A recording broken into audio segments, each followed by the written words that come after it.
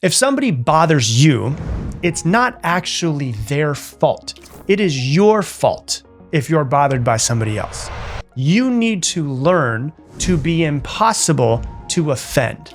A person who is offended by other people's words or other people's action is a person who is not in control of their own body and their own mind. And so what you need to do is build yourself into someone who is unshakable, someone who is impossible to offend. Because when you are impossible to offend, you are fully in control of yourself. And so you have to understand, if something bothers you, whether it's something that somebody does or something that somebody says, it owns you. And so when you look at being triggered, one of my favorite things is to be triggered. Not because I enjoy being triggered and I still get triggered. It is not, I don't anticipate ever getting to end in my life and just never being triggered again.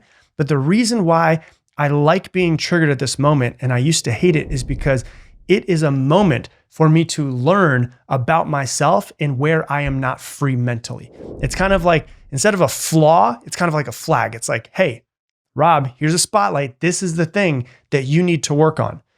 It marks a spot in yourself where you're not free. When somebody else's words or whatever it is that they did gets under your skin, when their tone makes you pissed off, when you feel judged or you feel rejected or you feel dismissed, what you need to do is pause. Right there is an amazing place to be, because right there is a part of you that believes them. Right there is a part of you that is triggered because it reminds you of something from your past that you have not healed. They are accidentally shining a spotlight on your insecurity. You're only triggered by someone when you believe what they say to be true. They have just shown you exactly where you don't trust yourself, or that you don't think that you're good enough, or that you still hate being talked down to because it reminds you of the way that your father spoke to you and you haven't healed that within yourself. So in this moment, even though you want to punch them in the face, you kind of need to just give them a high five and say thank you. It is the universe coming to you through this person to show you where you need to work on yourself. And that right there is the biggest place where you're going to learn in your entire life. It's better than any book. It's better than any conference. And even though I'm so glad that you're listening to this podcast, it is better than listening to this podcast, because that is the place where you are not free and where you are not healed. And that right there is where your life class begins. So you're not weak for being triggered, you're just kind of lost. And so what you want to do is, when somebody gets to you in some sort of way, you've got to take a step back and you've got to stop being washed in the emotions.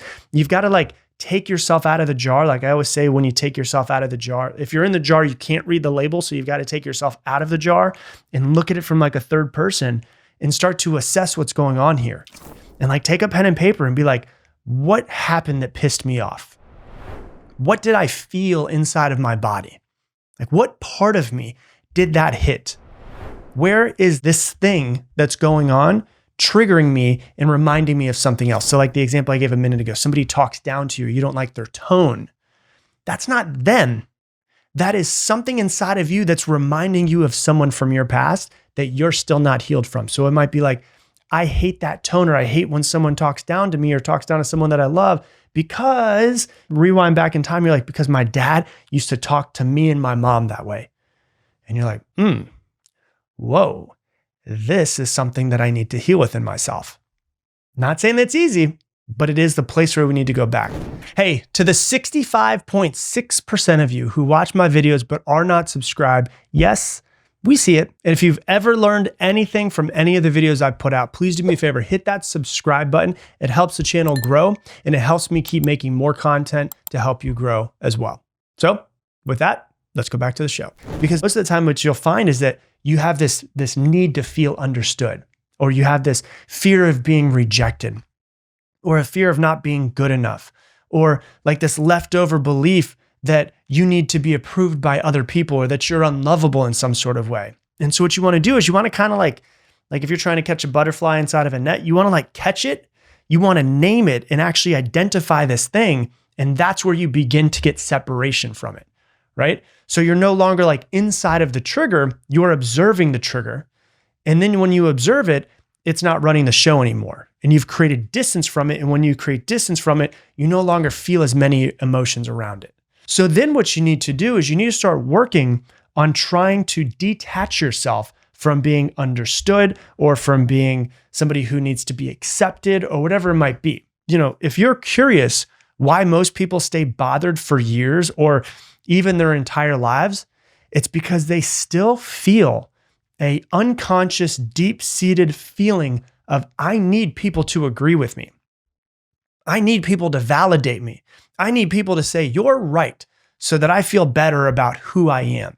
That is a prison. If you're relying on other people to make you feel good, then you'll never be free, because that always means that you need somebody else versus being able to make yourself feel good. So here's the truth. You don't need to be understood by anybody else in order to be valid. Like, if someone doesn't get you, if you're not someone's cup of tea, let them not get you. If somebody feels deep down that they want to judge you, judge away. It doesn't matter. If somebody talks behind your back, you can talk as much as you want to. Why? It's like farting in a cave. It does nothing to me. It's just sitting there. Oh, there it goes. Somebody's talking behind your back. Oh, there it goes. No big deal. Don't really care. When you finally mature and become a real adult is when your sense of self is no longer requiring anyone else's confirmation or agreement to make you feel like who you are is okay. Which is hard because we were raised to want to be attached and have a loving attachment to our parents. And so we learned to kind of mold and shift who we are to get their love. So now as adults, a lot of people mold and shift themselves to get other people's love. The true healing is when you don't need anybody else. You can choose other people and you can choose to want to be in a relationship, but you want to be so full that you don't need anybody. That's true power. That's why I hate when people are like, oh, this is my better half. Like, you don't want to be 50-50 in a relationship. You want to be 100% full, and hopefully that person you're in a relationship with is 100% full as well. I don't want 50-50 adds to 100. I want 100 to 100 that adds to 200. So if you start thinking to yourself like, oh, they don't like me, you need to start to detach yourself from it and reframe it. They don't know me deeply enough to make it matter. That's a better way of saying it. Oh, they misunderstood me. Okay. Clarity is not owed. I don't care. Or, they're judging my path or they're judging who I am. Well, they've never walked my path. They don't know enough about me to judge me. And so you have to let this be your mantra. Their thoughts are not my business. My truth is mine. That's when you're a fully grown adult, right? People can think whatever they want about me, but I care what I think about me more than I think what other people think about me.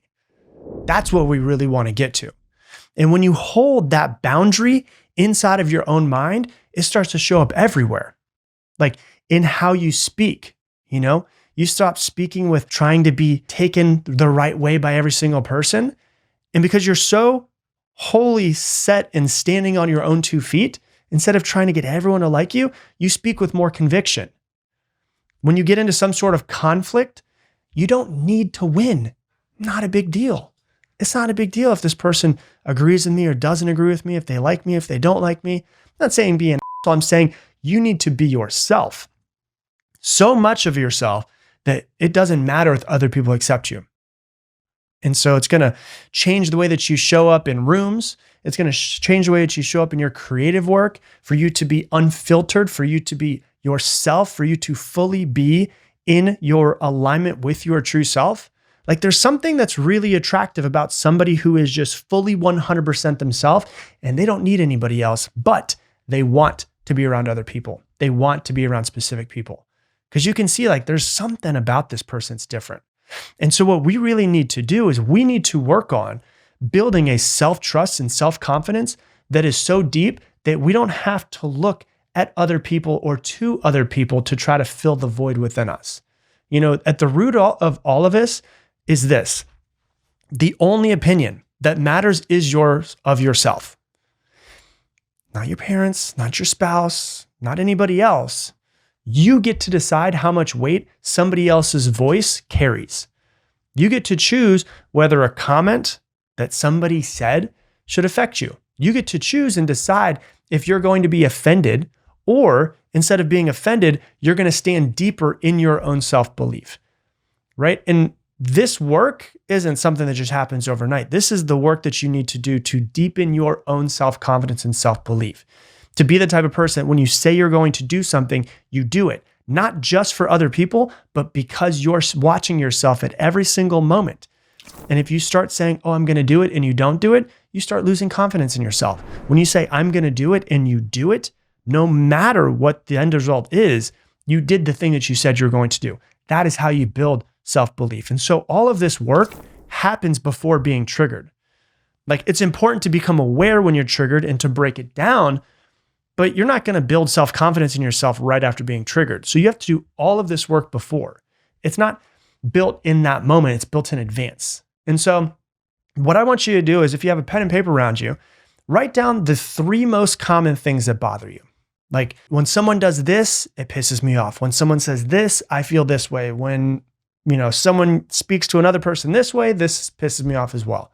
If somebody says you're too much, or you're not qualified, or you're not good enough, or they speak in this sort of tone.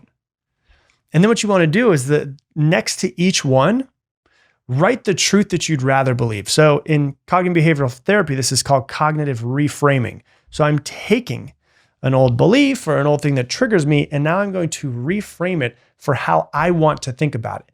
Instead of going back to my old defaults, which is clearly where I'm not free and I'm lost, what I'm going to do is I'm going to take my old defaults and I'm going to reframe them with the version of me right now from this moment forward in what I'm going to do and what I'm going to say. So if someone says, I'm too much, you're too much, right? Too much for them just means that I'm fully expressed as myself. I would much rather think that about myself versus thinking, oh, I need to be more quiet. I need to take up less space. No. Hey, that means I'm fully expressed and I'm okay with being too much for some people because I am 100% me. Someone says, oh, you're not qualified or you're not good enough.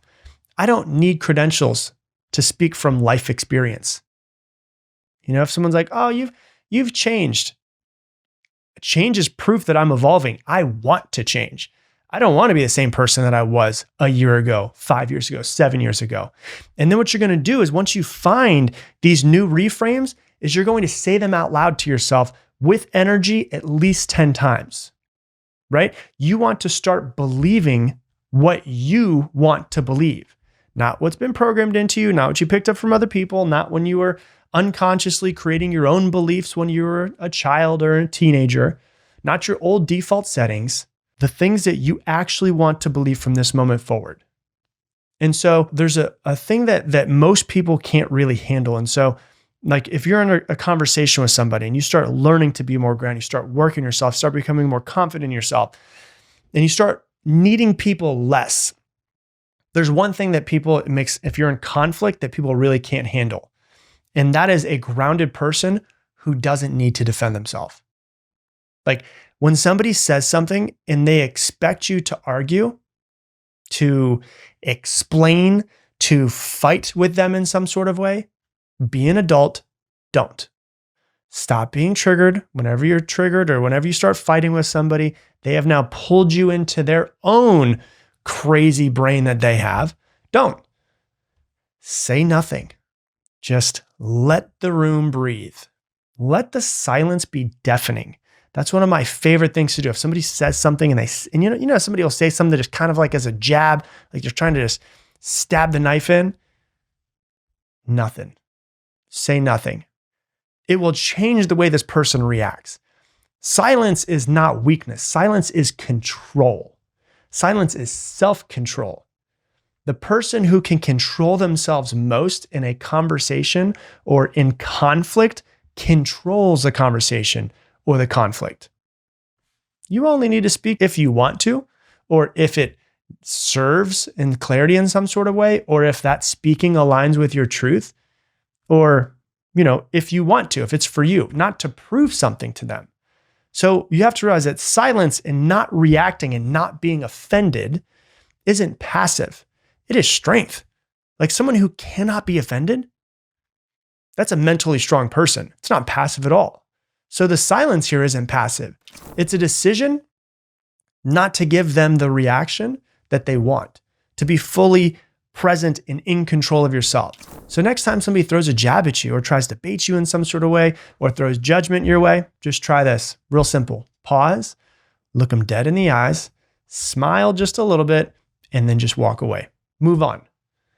That moment, that's somebody who's in their power. When you're somebody who gets offended too often, you're somebody who's not in control of yourself. You're somebody who hasn't fully matured, somebody who doesn't get offended, someone who just can brush anything off. That's the type of person we want to be, isn't it? And so I want you to understand, like this is not about like shutting people out. It's about figuring out who you are and getting more firm in who you are, right? Like you don't need to hate people to, be unaffected by them. You don't need to be cold or any of those types of things. You just need to stop believing what other people are saying or to need other people's acceptance. What you need is your own acceptance of yourself, nobody else. This is your life. This is your identity. This is your truth. This is the life that you're building. You don't owe it to anyone to be anybody or to shrink to somebody or to explain yourself or to justify yourself, right? You just need to keep growing yourself into who you actually are. You just need to fully choose yourself. That's what you need to do. That is the most massive act of rebellion. And so this week, here's what I want you to try, okay? Notice where you get triggered. Catch the moment where you get triggered. And then take out your pen and paper and start working through it. What just happened? Why did I get triggered? What meaning did I give that situation? And if I were to reframe all of this and speak to myself in a different way to remove myself from this triggering, what would I need to think or what would I need to believe or what would I need to do? And if you do that, you'll start removing yourself from your triggers and you'll start healing yourself from the things that you haven't healed from in the past. Hey, thanks so much for watching this video. Based off of what you have been watching recently, YouTube's algorithm thinks this video is the one that you need to watch the most right now. So click this one. And if you want to make sure that you do not miss any more videos, click that button right there to subscribe, and I'll see you on the next one.